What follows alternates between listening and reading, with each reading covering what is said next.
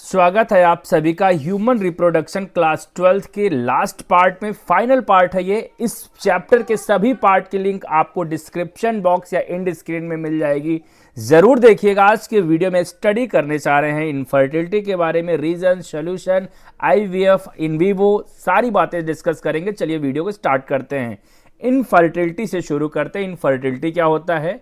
Biological inability, यानी biologically unable होता है person to conceive in spite of a regular unprotected coitus, यानी regular unprotected यानी किसी भी प्रेगनेंसी को कंट्रोल करने वाले मेथड्स का वो यूज नहीं कर रहा है, सेक्सुअल इंटरकोर्स कंटिन्यू कर रहा है, एंड क्या हो रहा है? बायोलॉजिकली इनएबिलिटी आ रही है और पर्सन क्या नहीं कर पा रहा है? कंसीव नहीं कर पा रहा है, यानी प्रेगनेंसी नहीं आ पा रही है। इसको बोलते हैं इनफर्टिलिटी।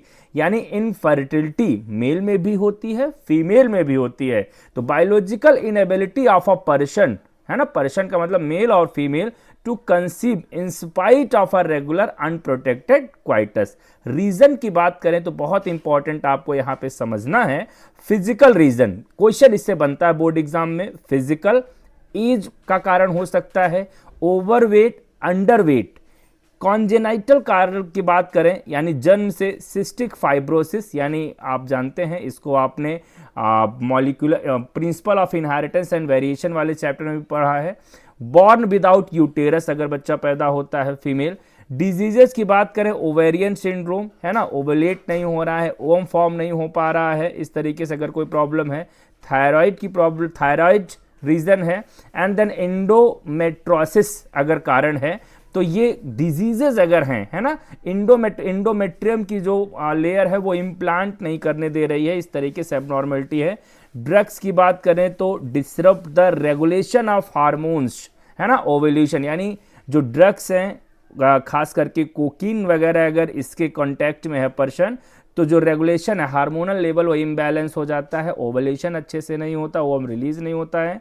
इम्यूनोलॉजिकल फंक्शन की बात करें तो एंटीबॉडीज, देखिए बहुत इंपॉर्टेंट है ये, antibodies attack their own sperm. जब कभी एंटीबॉडीज अपने स्पर्म को अटैक करके किल कर देते हैं, तो ये इम्यूनोलॉजिकल फंक्शन है इनफर्टिलिटी का।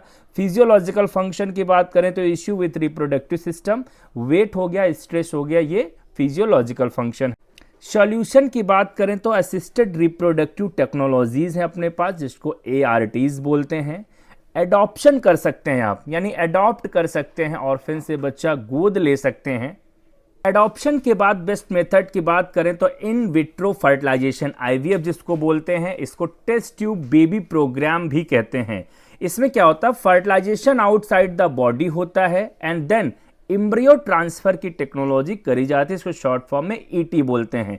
फिर से ध्यान देना है आपको, फर्टिलाइजेशन आउटसाइड द बॉडी होगा, लेबोरेटरी में होगा, है ना, एंड देन एम्ब्रियो जो फर्टिलाइजेशन के बाद जाइगोट बनेगा और वो ब्लास्टोमेयर्स में कन्वर्ट होगा, देन उसको अर्ली एम्ब्रियो की स्टेज में आएगा, मारुला स्टेज मेनली कह सकते हैं। उसको क्या करना है? ट्रांसफर कर देना है फिर से फीमेल में, है ना, फीमेल में ट्रांसफर कर देना है।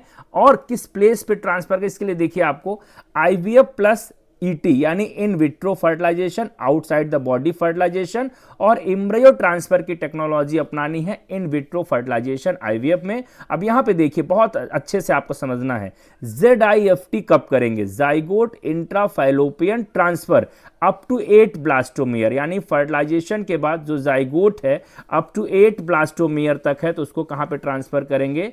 इंट्राफैलोपियन ट्रांसफर। जाइगोट को इंट्राफैलोपियन ट्यूब में ही वो रहेगा, है ना, स्टेजेस देख करके। आप जानते हैं 7 to 10 डेज इम्प्लांटेशन तक के लिए लगता है समय, तो वहां से आने में, यानी zygote intrafallopian transfer, fallopian tube में ट्रांसफर कर देंगे अप टू 8 ब्लास्टोमियर तक है। अगर उससे ज्यादा हो गया, मोर देन 8 ब्लास्टोमियर, तो इंट्रा यूटेराइन, तब यूटेरस के रीजन में, यूटेरस में इम्प्लांटेशन होता है इंडोमेट्रियम की वॉल में, देन इंट्रा यूटेराइन ट्रांसफर करना पड़ेगा अगर मोर देन 8 ब्लास्टोमियर हो गया।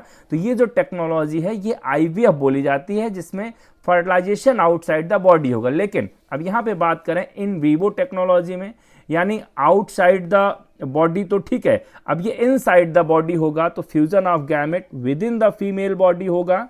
Developing embryo transfer in the uterus of another mother, है ना।